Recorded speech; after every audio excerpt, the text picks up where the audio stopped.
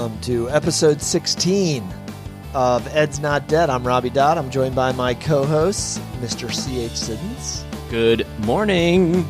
Good evening. Or whenever you're listening. And Mr. Peter Crable. Howdy, Rob. How are you? Great, man. How Good. you doing? Okay, where can people find you? On Twitter. Yeah. Hey, he's been posting some on Twitter. He's been tweeting. Oh, yeah, a little bit. I've not been my typical lurker in the background. Yeah, he does like totally kind of innocuous band soul witness tweets. Yeah, but they're good. Yeah, sure. All right, so Mr. Krabs at Peter Crable and At CH Siddons and at Ed's Not Dead PC. I'm on Facebook. Check us out on Facebook, LinkedIn, all the good stuff. Snapchat, Chat Snap, Snippity Snip. All right, boys, it's good to be back. We have a big show, huge tonight. We are going to touch on a few very topical news stories, education in the news. We will. There have been some significant educational events recently, most notably the wave of strikes that are beginning to happen across the country. We had West Virginia a couple of months ago, and now what are we up to? Oklahoma? Kentucky, Oklahoma, and I think potentially Maybe. Arizona. Yep. Arizona, right. Mm-hmm. Yeah, okay. So teachers are making their voices heard about the conditions of employment that they encounter and their pay and what they need to be successful on behalf of kids, which clearly in some states across the country they are not getting. Correct. Yep. So first, let's go with show feedback. Show feedback, Mr. Sids. Show feedback. We have feedback from people that listen. Okay, so I'm not going to go to you on show feedback because you're going to get annoyed because I know you haven't put anything together. Correct. Okay. So we only have one piece of show feedback. Of many, really. We got a lot of comments on the last show. Just chose one. Yeah, Okay. we just chose one. All right. Well, friend of the show, Matthew Freeman, who works in the Montgomery County Public Schools. He's an administrator. He wrote me and said, I listened to a lot of the podcast and really enjoyed it. You seem like you're having so much fun. And Lies. the entire time with your co-host. That would be you two guys. I really like what was said during Mr. Wormelli's session. Is it Wormelli? That would be Mr. Wormley's okay. session, who was in Montgomery County recently, right, Mr. Krabs? Yeah, a couple days ago. Yeah. Didn't know. But And I just called him Mr. Wormelli, which I did many times when we had him on the show. Wormley. But we edited that out. Oh, yeah, we did. Yeah, he never knew that, but you two knew it, and I just revealed it. I've always felt strongly about this concept, and I am constantly consumed with figuring out how to change the mindsets of teachers to think in that way. I think a continuation of the standards-based grading topic might be the debate of putting zeros in the grade book. I have read a lot of literature behind this over the past few years, and I have tried to adopt a no-zero philosophy in the schools that he's worked. So, Cool. Yep. Thank you, Matthew, for the feedback on the show, and keep listening. yeah, we've definitely had those conversations here amongst us about zeros and, what do they do? What would you say you do here? We got another piece of feedback from the Rick Wormley episode from a guy by the name of the Hessian of Wire Avenue. The Hessian of Wire Avenue. John Boserman? The Hessian of Wire Avenue. What did he say? He said, I really enjoyed every episode. So much is timely, relevant, presented in a lighthearted manner of many topics of interest. The no grade subject came up a few times. He went to a Montessori school as a young lad before entering public school in 7th grade. We had no letter grades in Montessori school, but did get assessments. We did not really know which classmates were smart or stupid, and without that is such a non-educator and word. without letter grades, none of these distinctions were made. No one was stigmatized, and kids learned at their own pace, more or less. A much better and more welcoming learning environment resulted. Thank you to John, the Hessian of Wire Avenue, for listening to Ed's Not Dead. Yeah. That's pretty awesome. Yeah. And and we've talked about maybe getting somebody from with Montessori background on the show. Yeah. We should do that. Any other show feedback or what's going on in your lives, guys? Anything interesting? You said spring break. Yeah. Spring break. Mr. Siddons went to I went to the Emerald Isle. Went to the Republic. Yeah. Yeah. The Republic. How was it? It was actually a belated honeymoon. It was a 3-year late honeymoon for you and your bride. That's right. That's right. And you guys had a great time? We did. We both drove a stick shift. Right. On the right hand, it was on the left hand side of the road. the opposite of what you do here, whatever that is. Jet lag, 6 o'clock in the morning, flying into Dublin, and then getting into a car on the left hand side of the road. Shifting with your left hand was disorienting, to say the least. I found that when I was in Australia for a while, and that you drift. Yes, because like your vantage point and like what you associate with, and you're halfway driving to the shoulder. You're like, what am I doing? Sarah was yelling at me constantly, and honestly, get in the middle of the road. It was awful, and I was like, "Stop yelling, go to sleep." But actually, she drove. When she drove, it was much better. Really, much better. She also drives a stick car, right? We both do. Yeah. Oh, you do. Yep. A stick car. A stick shift. We drive a manual. A stick car. A stick car. Okay. I'm sorry. A manual transmission. Yeah, you have a stick. You don't. That's right. Have you ever driven a stick car? Yeah, he had a stick car. His Honda. That's insulting. Okay. All right. I was just checking. Anyway, when I first bought my Honda, you drove my Honda around the Argyle parking lot. That's true. So suffice to say, you and Sarah had a great time. We did. Maryland. We did. Very nice. And it was awesome. Mr. Crable went to Wild, Wonderful Orlando. That's right. In Florida. Yeah. And you're going to ask if I went to Disney. No, I did not. No. I don't blame you. With 2 kids under 4, I wouldn't go there either. No, absolutely not. Expensive. I mean, they don't even know it exists. So, so why are there? It's awesome. Awful parenting. So what did you do in sunny Orlando? Just chilled. And how was the weather? It was good. We drove over to the beach, little Ormond Beach, right north of Daytona Beach. Spent the day there. Orlando Science Museum is actually pretty stellar. Nice. Yeah. And kind of hung out where we were staying. The people we were staying with had a trampoline in the backyard, so the kids just went nuts and jumped themselves silly, and very good. Nobody broke any necks or anything. Very good. Spring break is really one of the most underrated parts of the traditional education calendar. I've always liked spring break. It's nice. We need to have more of them. And you drove down to Florida too, right? I did not drive. You said you might just throw the kids in the car. I made a midlife crisis purchase. I bought myself a new fancy truck, and it was fun. Yeah, my daughter and I made a road trip to Charlotte, North Carolina, and picked up a new truck. So what'd you do from my buddy Chuck Richmond?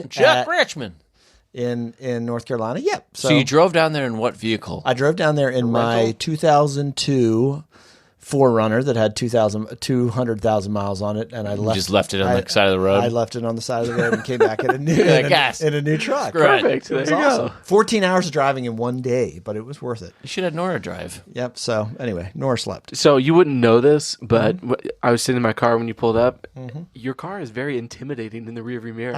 It looks very angry. It's got like big yellow lights on it. Yes, it's like so sleek and like I know, like scowling at you. And he waxes it probably too because you're very particular. The grill on it. Somebody actually told me that it looks like a car that will eat another car. Man. Yeah, it does, and it's got this got this big open grill, and it's white and black, which somebody said looks like stormtroopers should jump out of it. And it's got a ladder. It does have a ladder, which my daughter just likes. In case. Yep. All right, so so we're back to reality, episode 16. We are going to start, fellas, with education in the news. We have some important happenings in education. First, we have a happening that is close to home. You ready? Our dear friend and fan of the show, Betsy? Jim Patterson. No, not Secretary DeVos, but Jim Patterson, also known as 1T. 1T has made it to the big time. He has an article in this past week's Washington Post, April 3rd, on parenting. It's a perspective article. Starbucks classrooms plus 6 other new approaches in education. 1T in the Washington Post. He's made it. Yeah, and you tweeted about it this week, right? I did. Okay.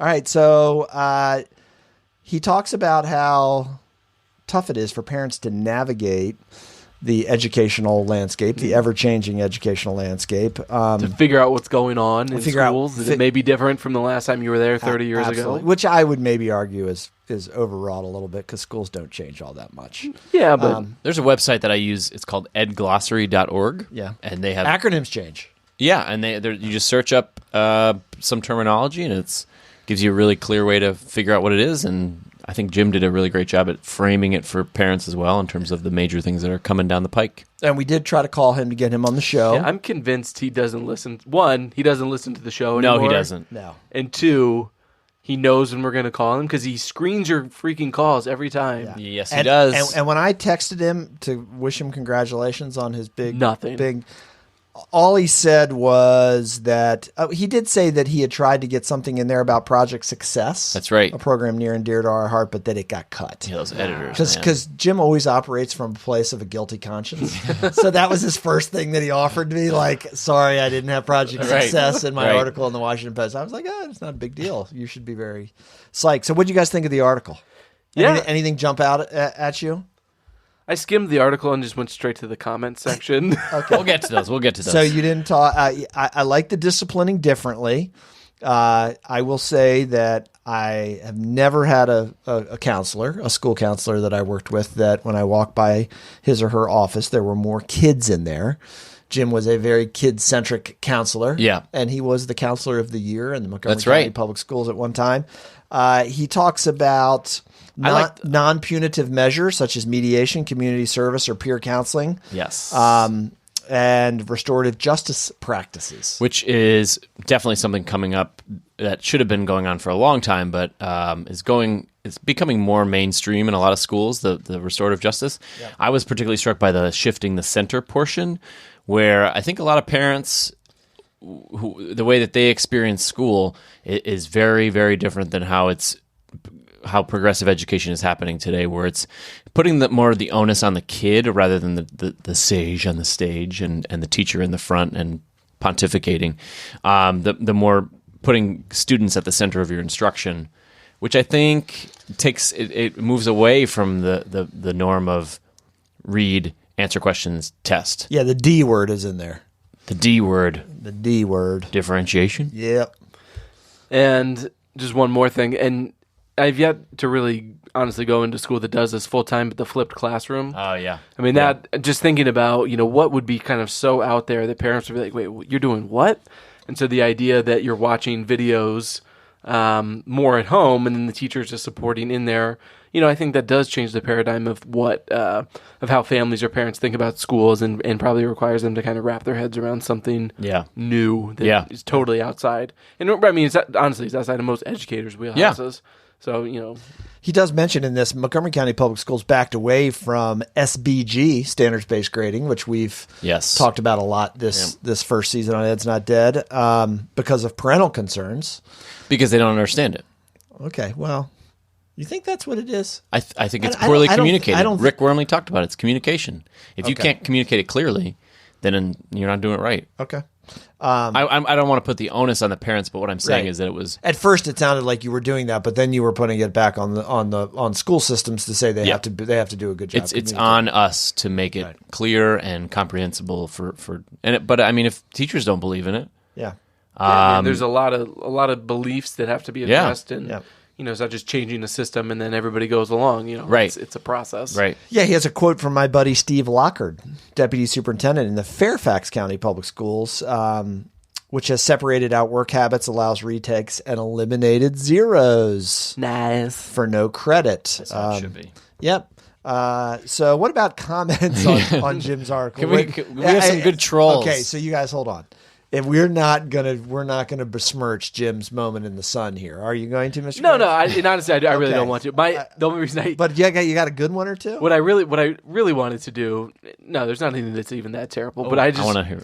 No, I wanted to get Jim on and then not talk about the article and just read him comments. Make him really uncomfortable. Yeah, just be weird about it. My favorite one is stop with the cheesy and poorly applicable stock photos already. But that's that doesn't have anything to do with it. Yeah, she's sitting on a couch in what is supposed to look like a living room. Send a photographer to a DC school for a real photo. But interestingly, one of the comments is about, so you do know that all this is Montessori, right? So, and we just talked about that. Is that the Hessian of Wire Avenue who wrote that?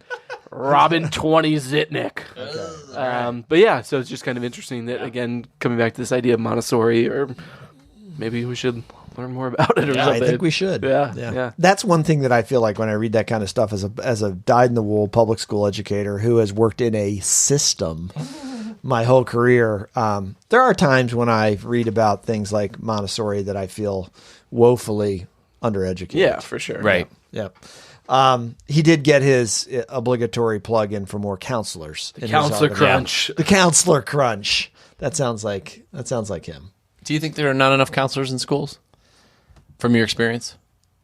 Yeah, I knew you were going to ask me something like that the way you were just staring at me. Well, I mean, you had experience running a school. I think that there were not enough counselors at the elementary level. One? There was one. Yeah. My first year as an elementary principal, I didn't have an assistant principal. I was a single administrator. The counselor played a vital role and often probably was too involved in things like discipline. Right. Because there were times where I as a single administrator, I was could be overwhelmed by that. So I would say at the elementary level, I felt like at the middle school level, we had a good complement of counselors. I think we had 4.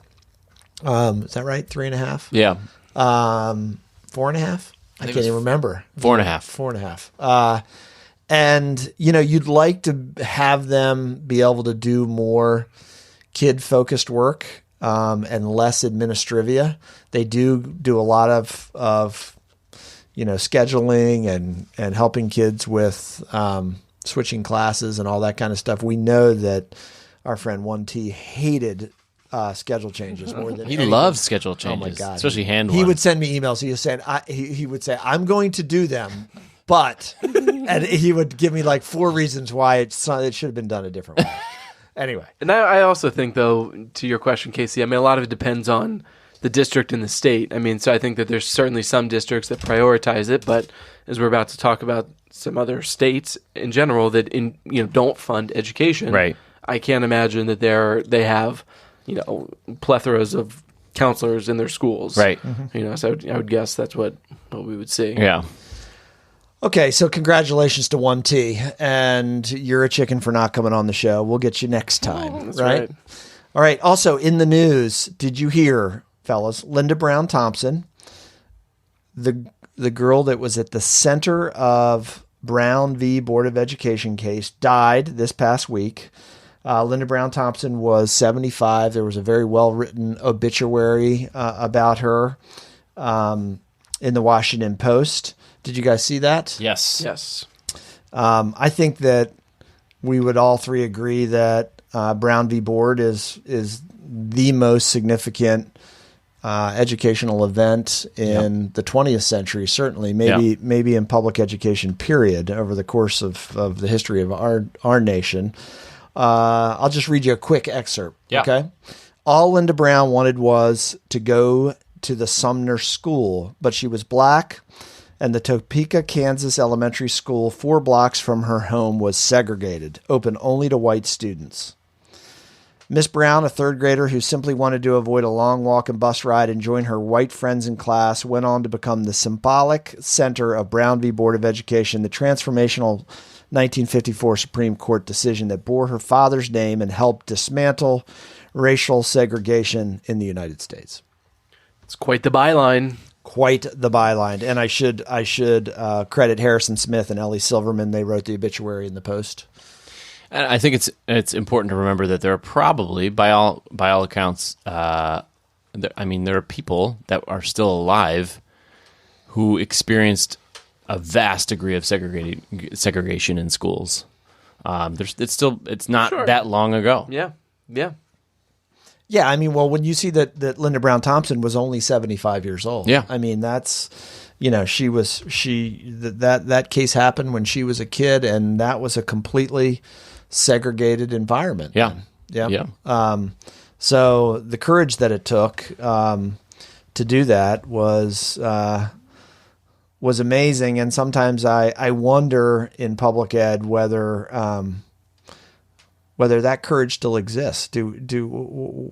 Why aren't those watershed moments happening where we have breakthroughs that really change the course of education anymore? Is it because there's nothing left to break through? I would think there are.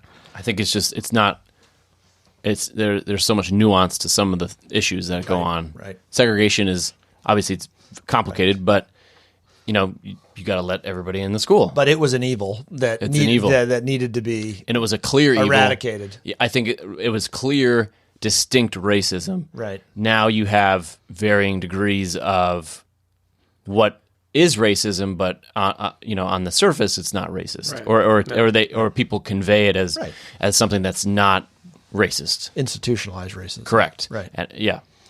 Okay. Well, and then what else in the news, Mr. Krabs? We have, as you mentioned, a lot of these teacher strikes happening. So most recently, and still going on, we'll see when this episode airs if it's still happening. So teachers in Oklahoma are currently striking. They've been walked out all week, so for 5 days.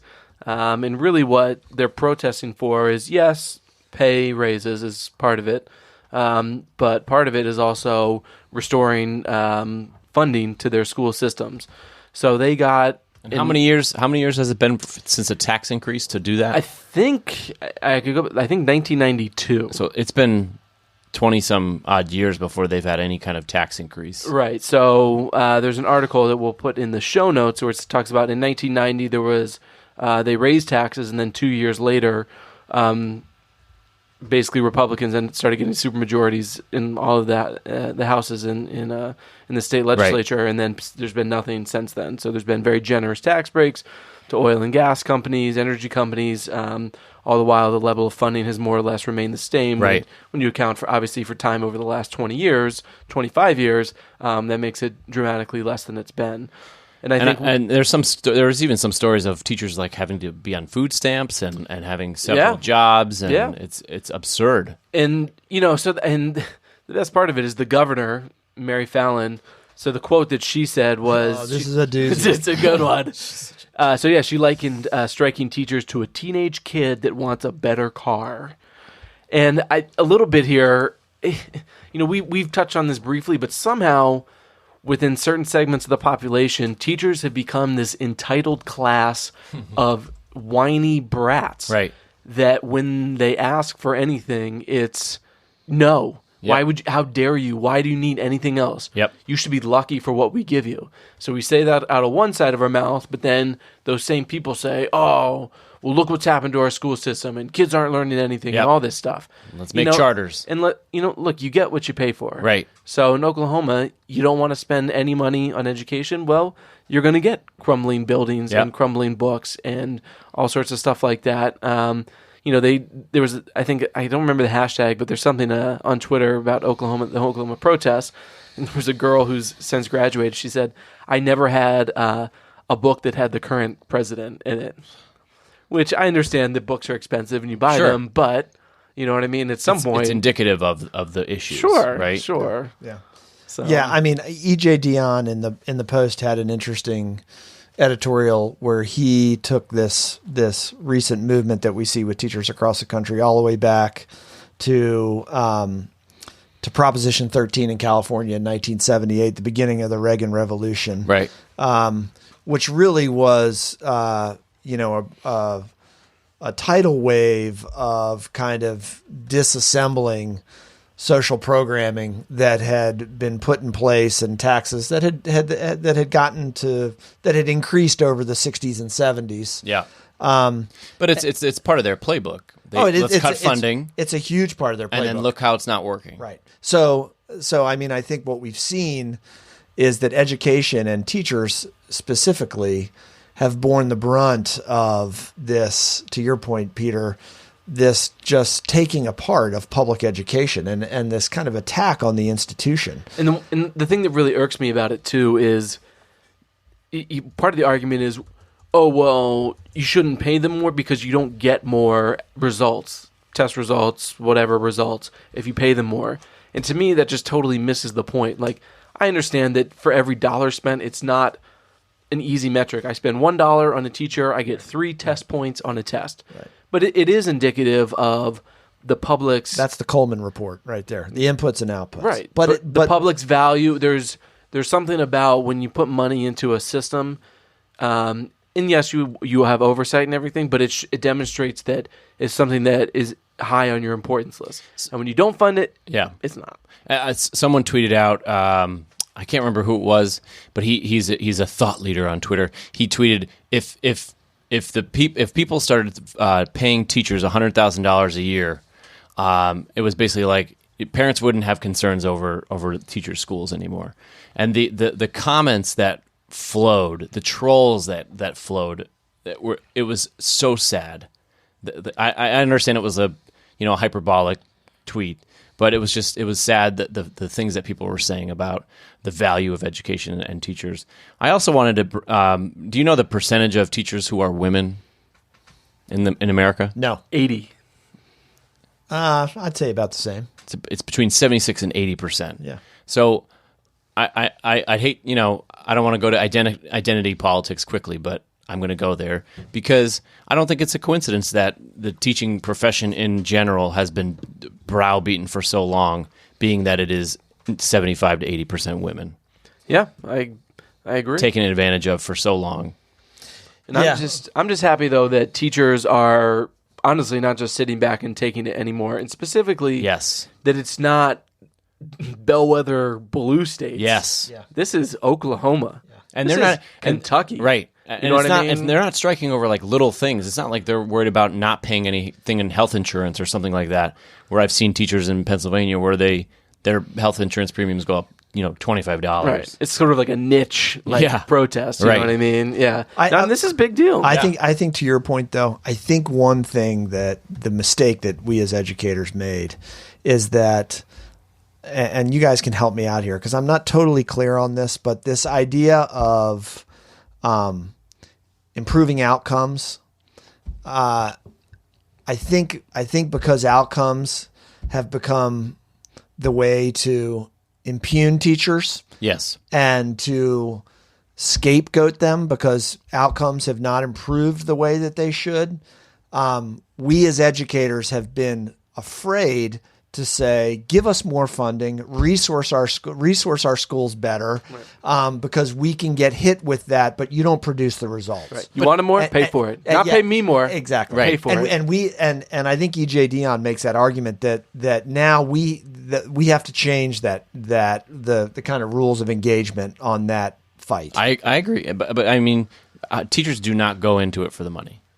I didn't go to school to become a teacher. No, but this isn't just about pay. Well, I know, this but is that's about, what they're trying. capital improvements. I understand. It's about public. That's what they're swinging it as, though. That's what the right will try to swing it as. Is that we're greedy and we're trying to get it for pay, but teachers don't go in it for the money. That's not what we're going for. Whether you go into it for money or not is a little bit irrelevant. But they don't just go into it for it's not. They just don't do that. It's also the waste. The wasteful spending. Right. It's that whole, kind of mantra of bureaucracies don't know how to use taxpayers' money.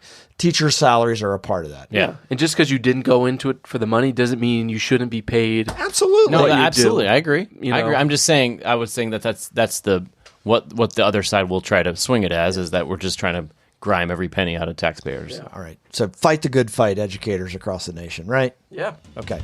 Folks, don't go away. We'll be right back.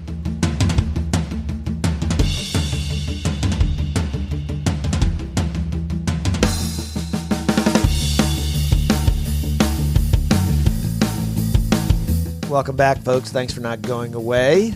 Episode 16 of Ed's Not Dead. It is time at the end of the show where Mr. Siddons hits us with something creative, whether it's a really... What game show is It goes Hawaii Five-0. That is Hawaii Five-0 with that's game Hawaii. show. And he just changed it. That was a mid song change. The first thing you did was Hawaii Five-0. I've never seen an episode of Hawaii Five-0. Steve McGarrett and Dano. Steve McGarrett. Oh, that's different. That's what you were doing. doing. Different. Okay. Anyway, all right. You got a quiz show for us. I do. All right. Shoot. Okay, it's about teacher strikes. You ready? Yeah. What? It's a quiz. Would you rather it to be about the popes, the list of the popes? No. Il Papa? Okay. Give me the states give me one. There's three of them. Which states have the most teacher strikes? 3 states. There's 3 of them. California, New York, and It was a good Massachusetts. Michigan. Minnesota. All right, what do you think? I like that Michigan one. I will say, and this is just over history. Yes. Ever. This is lame. Dude, pick 3 states. I'm sorry. Okay, California, Florida, and Maryland. Oh, you got California right. Pennsylvania, Illinois, and California. Oh, yeah. All right, okay. Illinois, Yeah, that's right. Make some Illinois. What year and state did the first statewide teacher strike occur? That would be Maryland, 1969. Okay.